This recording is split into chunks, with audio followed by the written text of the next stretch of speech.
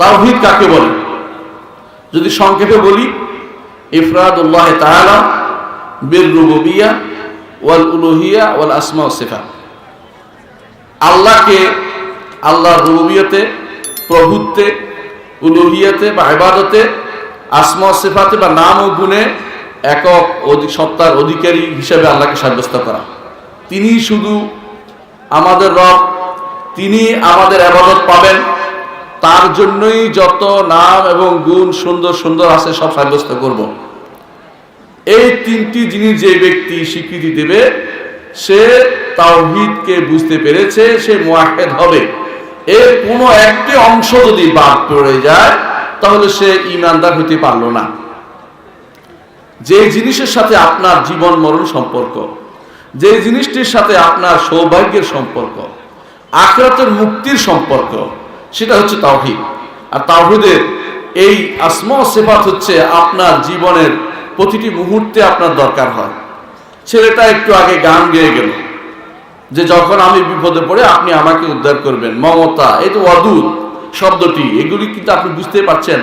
আপনি প্রতি মুহূর্তে আল্লাহকে ডাকার মুখাপেক্ষী, প্রতি মুহূর্তে বিপদ থেকে উদ্ধার পাওয়ার মুখাপেক্ষী, প্রতি মুহূর্তে আখিরাতে জান্নাত চাওয়া আপনার উদ্দেশ্য হয়ে যায়।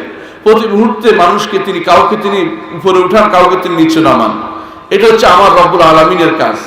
তার নাম এবং গুণ যে ব্যক্তি জানেনি, সে ব্যক্তি তাওহীদ শিখতে পারেনি। যত কিছু, যত বড় পণ্ডিতই হোক না কেন, তাওহীদ জানতে পারেনি। আল্লাহ তাআলা তিনি রুবুবিয়তের অর্থ কি? খালেক, মালিক, মুদাব্বির। তিনটি জিনিস আমরা জানি, স্রষ্টা এবং মালিক এবং পরিচালক। এই তিনটি আপনার হাতে নেই। আমি এখানে দাঁড়িয়েছি, এই ক্ষমতা, আমি একজন সৃষ্ট, আমার স্রষ্টা আল্লাহ, তিনি আমার মালিক, তিনি আমাকে ক্ষমতা দিয়েছেন কথা বলার।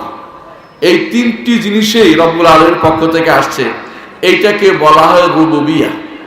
উলুহিয়্যাহ হচ্ছে আমি তার প্রশংসা করছি। একটি আগে আপনারা আলহামদুলিল্লাহ বলেছেন, যা বলেছেন আল্লাহর জন্য দিয়েছেন, আল্লাহর জন্য উঠে দিয়েছেন উপরের দিকে, এটা হচ্ছে উলুহিয়্যাহ বা ইবাদত। আর আসমা ওয়াস সিফাত দুইটাকে শামিল করে। যখন আপনি আল্লাহকে ডাকবেন, আল্লাহুম্মা বলে ডাকবেন, আল্লাহ স্বীকৃতি, উলুহিয়্যাতে স্বীকৃতি দিচ্ছেন। যখন আপনি ডাকছেন রব্বানা বলে ডাকছেন, আল্লাহ রুবুবিয়্যাতে স্বীকৃতি দিচ্ছেন।